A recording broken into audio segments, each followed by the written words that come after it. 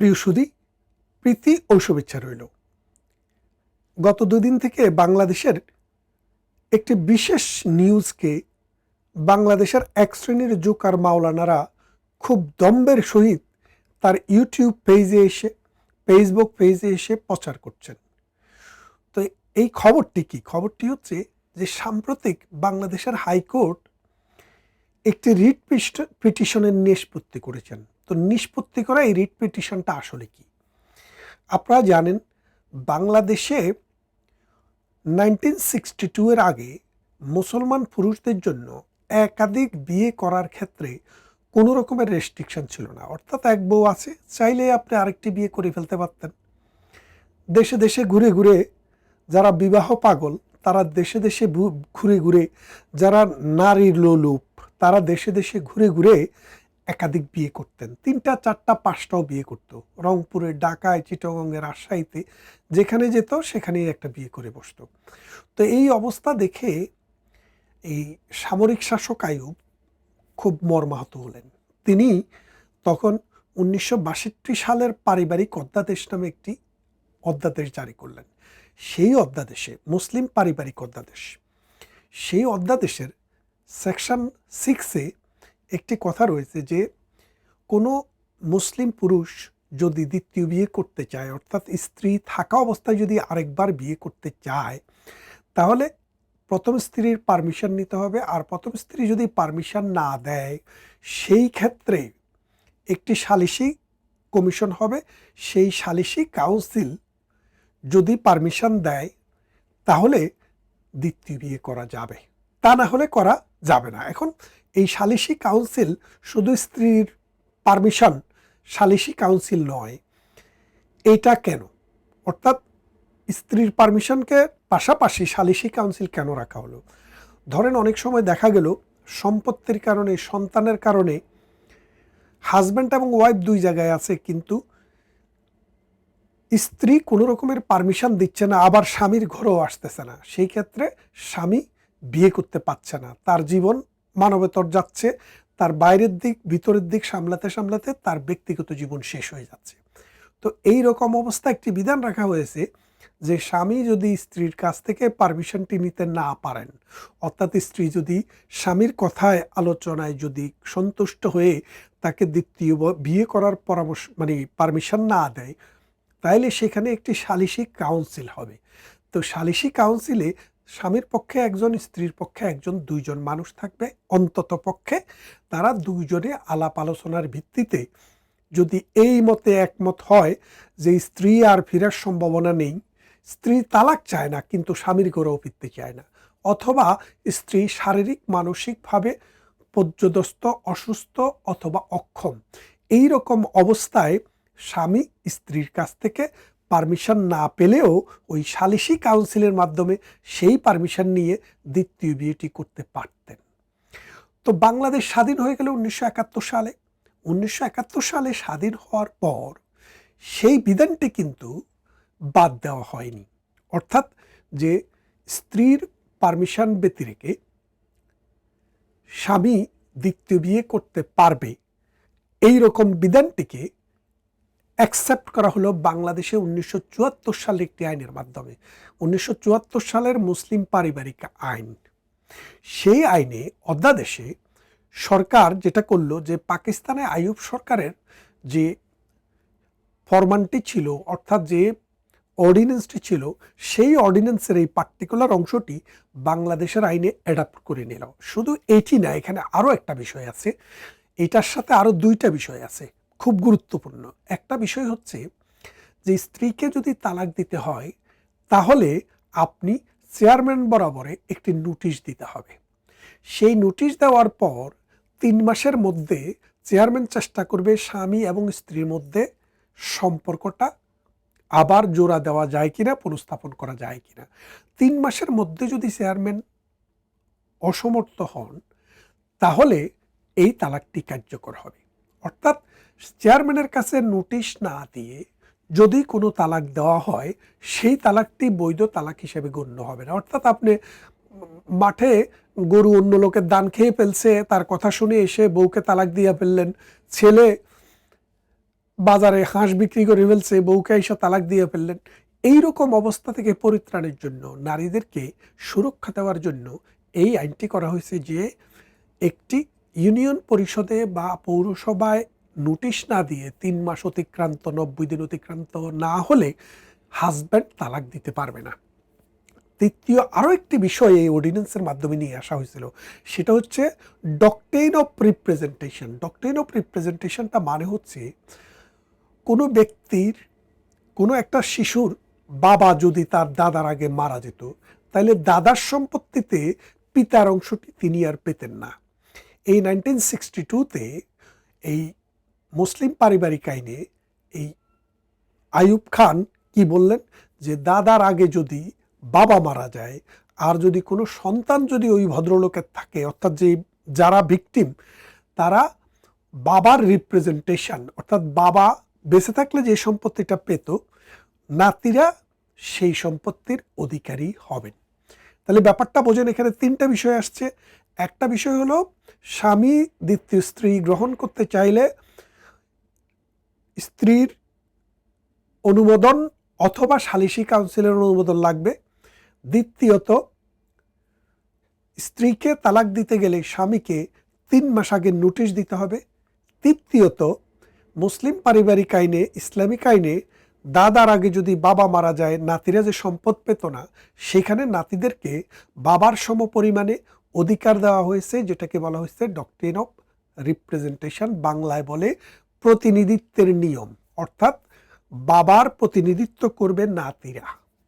তো এই রকম অবস্থায় এই 3টা বিষয়কে বাংলাদেশের আইনে অ্যাডাপ্ট করে নেওয়া হয়েছে। এবং নাসিমা বেগম নামে একটি মামলায় সর্বশেষ এই 21বিংশ শতাব্দীতে এসেও পাকিস্তানের সুপ্রিম কোর্ট রায় দিয়েছে যে এখনও এই চেয়ারম্যানের অনুমোদনবিহীন, অর্থাৎ চেয়ারম্যানকে 90 দিনের আগে তালাকের নোটিশ না দিয়ে যদি তালাক দেওয়া হয়, সেই তালাক বৈধ নয়। তার মানে এখনও পাকিস্তানের মতো শরিয়া আইনও এটাকে অ্যাকসেপ্ট করে। তো এই রকম এই 3টা বিধির মধ্যে একটা বিধি নিয়েই কিন্তু সুপ্রিম কোর্টে সাম্প্রতিক একটি রিট হয়েছিল। সেই রিটটির কথা ছিল, মূলত রিটটি করা হয়েছিল যে এই অধিকারটাকে স্বামী যে স্ত্রীর পরামর্শ ব্যতিরেকে, অর্থাৎ স্ত্রীর পারমিশন বা শরিয়া মানে সালিসি কাউন্সিলের অনুমোদন ব্যতিরেকে তালাক দিতে পারবে না, এটাকে আরও ব্রড করার জন্য একটা রিট করা হয়েছিল। তো গত পরশুদিন বা গতকাল সেটির রায় হয়। হাইকোর্ট রায় দিয়েছে। রায়টা কি দিয়েছে? ওই রিটটি খারিজ করে দিয়েছে, অর্থাৎ আইনটি যেভাবে আছে সেভাবে রেখে কিছু অবজারভেশন দিয়ে এই রিটটি খারিজ করে দেওয়া হয়েছে। তার মানে খারিজ করে দেওয়া মানে হচ্ছে নতুন করে কোনো আইন হয়নি।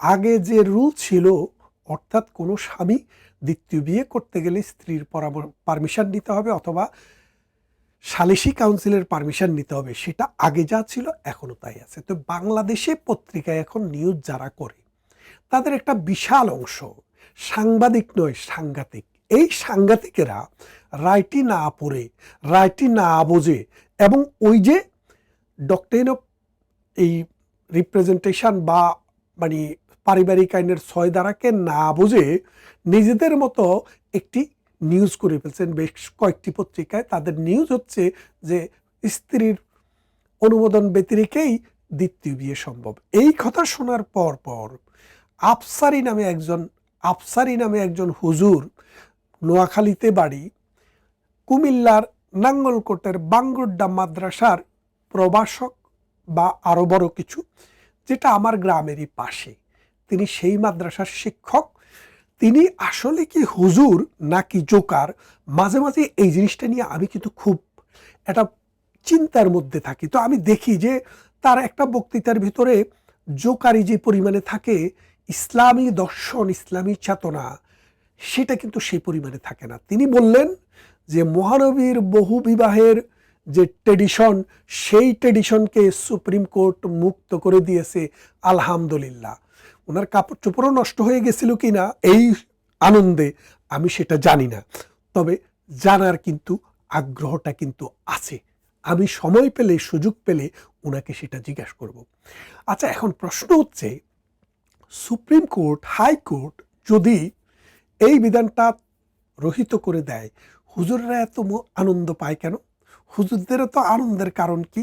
কারণ ইসলামী শাস্ত্রে যদি আপনি যা দেখেন, ইসলামী শাস্ত্রে কোরআন শরীফে যে সূরাটিতে পুরুষ মানুষের জন্য একাধিক বিয়ের পরামর্শ পারমিশন আছে, সেখানে বলা হয়েছে তোমাদের জন্য ২, ৩ অথবা ৪ জন নারীকে বৈধ করা হলো। তবে তোমরা যদি মনে করো ন্যায় বিচার করতে পারবে না, তাহলে একটিতেই যথেষ্ট। আপনি ন্যায় বিচারক, আপনি সকালে এক কথা বলেন, বিকালে আরেক কথা বলেন।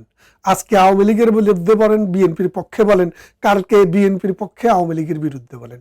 আরে মিয়া, আপনার ইমান আকিদা এখনো পরীক্ষিত না, আপনি ন্যায় বিচারক হলেন কোত্থেকে? আল্লাহর চাইতে ন্যায় বিচারক পৃথিবীতে আর কেউ নেই। এবং এই জন্য আল্লাহ জানেন বলেই বলেছে তোমাদের জন্য সেটা রেখেছিলাম, কিন্তু তোমরা ন্যায় বিচার করতে পারবা না। ওই ওই বা ওই ওই সূরাতেই আছে যে আল্লাহ সর্বজ্ঞ, তিনি জানেন, এবং আপনারা যে ন্যায় বিচার করতে পারবেন না সেটাও আল্লাহ জানেন। সেই জন্য ওই লোভটা আপনাদেরকে দেখাইছে। যেমন মনে করেন যে আপনাদেরকে সেই দিকের পথটা দেখাইছে, যেমন আপনাদেরকে কি বলছে, বেহেশতের কথা বলছে। আপনারা এখন বেহেশতের টিকিট তো বিক্রি করতেছেন, এই টিকিট দিয়ে কি বেহেশতে যাওয়া যাবে? আমরা কি পৃথিবীর বিভিন্ন দেশ থেকে লোক পাঠাবো আপনারা ওই বেহেশতের টিকিট কেনার জন্য? মনে হয় না আপনাদের এই কথায় মানুষ বিশ্বাস করে। আপনি খেয়াল করে দেখেন, এই যে আফসার হুজুরকে বলছি, আপনারও কথা বাংলাদেশে কয়জন মানুষ বিশ্বাস করে?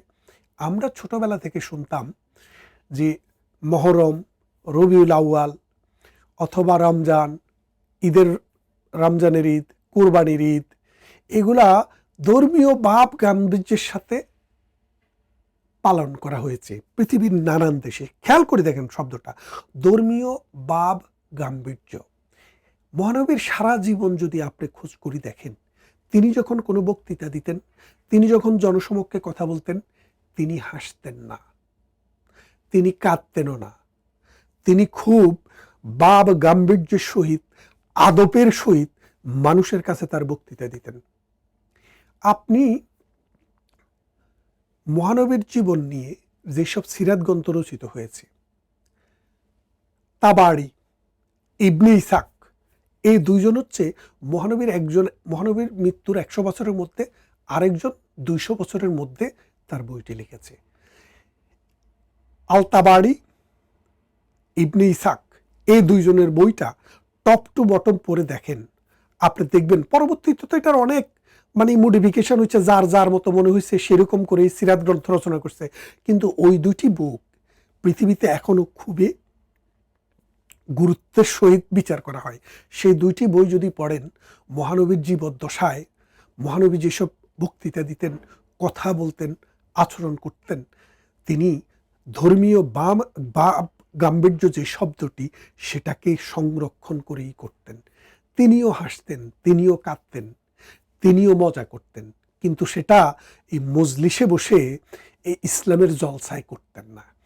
অথচ আমাদের দেশে একজনের নাম ফয়জি, আরেকজনের নাম আফসারি। বিশেষ করে এই দুইজনকে দেখেন, ওই সিলেটেও আরো দুইজন আছে, ব্রিটানা হুজুর।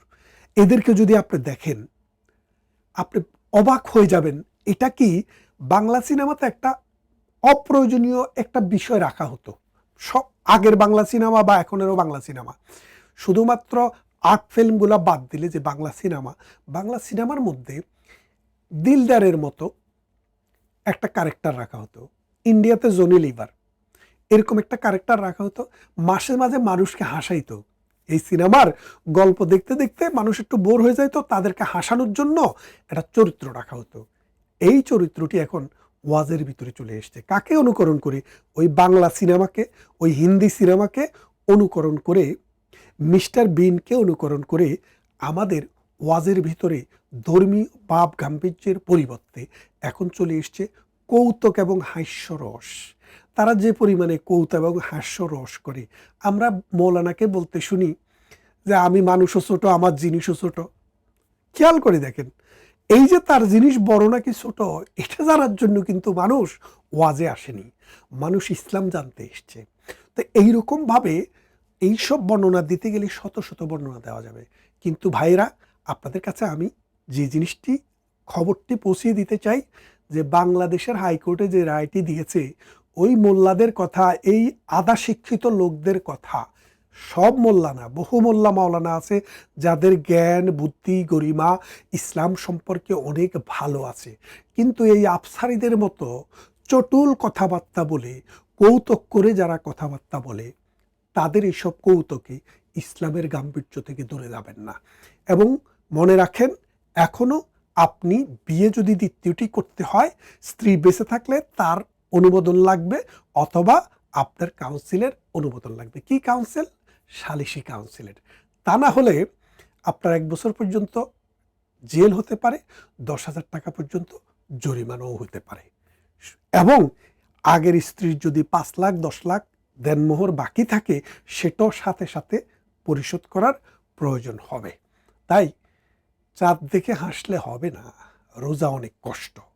সুতরাং এই রোজার সময়ে আসছে, এইসব এই মানে না জেনে যারা কথা বলে তাদেরকে কি বলে সেটা আপনারা জানেন, এবং ইসলামে এটা হারাম করা হয়েছে যে আপনি যে বিষয় জানেন না, যে বিষয়টি পূর্ণাঙ্গভাবে জানেননি, সেই বিষয় সম্পর্কে কথা বলবেন না। কিন্তু তারা বলে, কেন বলে সেটা আপনারা বুঝতে পারছেন। ভালো থাকবেন, কথা হবে অন্য কোনো ভিডিওতে, অন্য কোনো দিন।